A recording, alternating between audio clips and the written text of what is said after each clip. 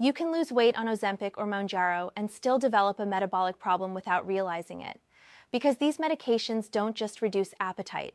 They change insulin signaling, blood sugar regulation, stomach emptying, and hydration balance, which means important changes in your metabolism can happen long before symptoms appear. In this video, I'll show you the 7 labs every patient on GLP-1 medications should monitor, the one lab most people never check, and the final lab that surprises almost everyone. But here's the surprising part. Some of the most important changes on these medications appear in lab results before the scale even moves. And that's why feeling fine doesn't always mean your metabolism is fine. Here's where things get interesting. GLP-1 medications don't just help people eat less. They quietly reset parts of your metabolism. Blood sugar regulation begins to change. Insulin sensitivity can start improving, and sometimes these shifts happen before you notice any change on the scale. But here's the strange part. The first sign the medication is working often appears in a lab test most people already know. And when doctors see that number start moving, it tells them something very important about your metabolism. Let's look at that lab next. The first lab doctors look at is Hemoglobin A1C. This test shows your average blood sugar over the past 3 months. Instead of measuring a single moment in time, it reveals the overall glucose pattern your body has been experiencing. Many people discover they have prediabetes through this lab long before symptoms appear. That's why physicians usually check A1C before starting treatment and repeat it every 3 to 6 months to monitor metabolic progress.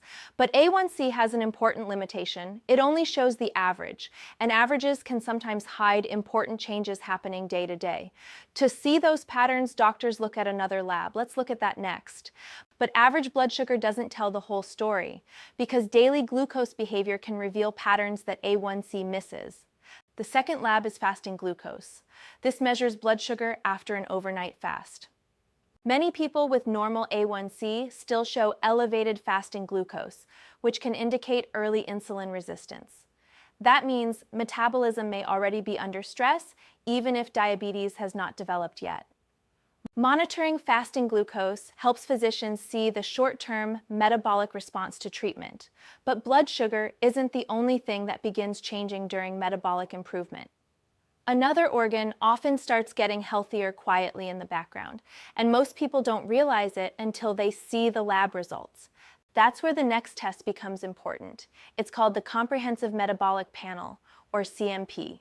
This blood test gives doctors a quick look at kidney function, liver enzymes, and electrolyte balance. One of the earliest improvements doctors sometimes see during metabolic treatment happens in the liver. As insulin resistance improves, fat stored inside the liver can begin to decrease, and liver enzyme levels often start moving in a healthier direction. But there's another side to this. One of the earliest improvements doctors sometimes see during weight loss treatment is better liver enzyme levels. That happens because insulin resistance decreases, and fat stored inside the liver can begin to decline. In other words, the liver may start getting healthier before the weight loss becomes obvious. Because GLP-1 medications reduce appetite, some patients also drink less fluid than usual, and when hydration drops, kidney markers can temporarily shift. So this single lab helps doctors watch 2 things at once. Is metabolism improving? And is the body staying properly hydrated during treatment? But the liver and kidneys are not the only systems that respond to metabolic change.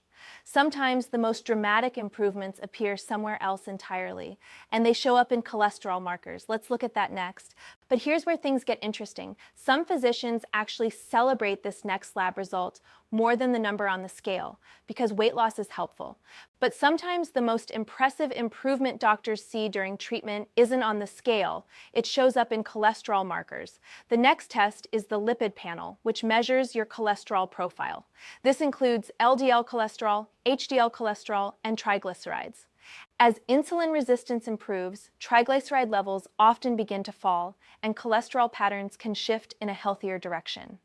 Many patients focus only on weight loss, but cardiologists often pay even closer attention to these numbers because improvements in lipid markers are directly linked to lower cardiovascular risk over time. In other words, the scale may show weight loss, but the lipid panel shows what may be happening inside your arteries. However, cholesterol isn't the only hormone system influencing metabolism.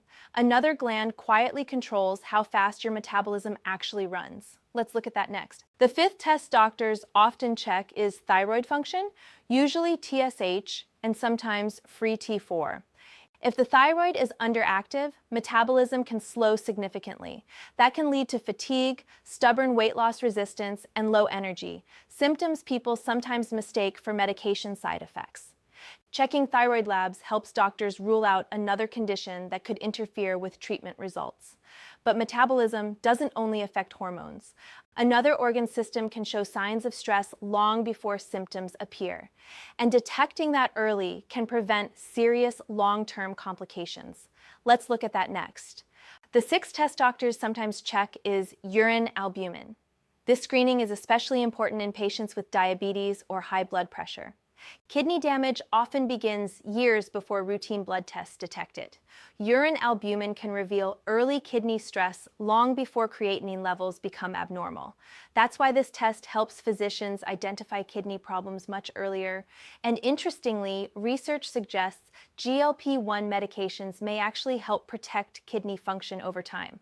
But the most commonly missed lab on this entire list has nothing to do with blood sugar, cholesterol, or kidney function. And surprisingly, many patients taking GLP-1 medications never have it checked. When this level drops, the symptoms can look exactly like medication side effects: fatigue, low energy, brain fog. So sometimes people think the medication is the problem, when the real issue is something else entirely.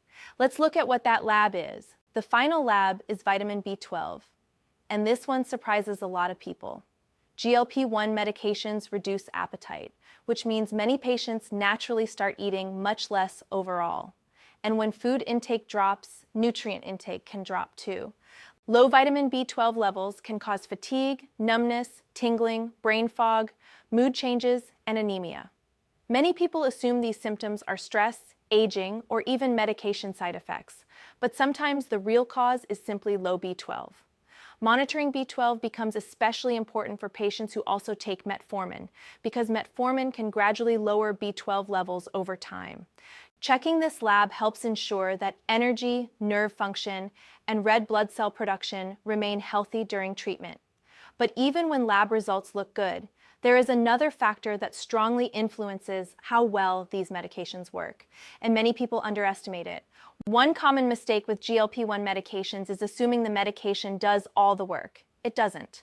These medications reduce appetite, but they don't guarantee adequate protein intake, hydration, or balanced nutrition. Some patients lose weight but also lose muscle mass, which can slow metabolism over time. The best results happen when medication is combined with good nutrition, hydration, and proper lab monitoring. Because the goal isn't just weight loss, it's long-term metabolic health. I'm Afsoon. I'm a medical provider, but I'm not your personal clinician. Any treatment decisions should always be made with your own healthcare provider. If this video was helpful, please like, subscribe, and share. And if you're taking a GLP-1 medication, I'm curious. Which lab improved the most for you? Let me know in the comments.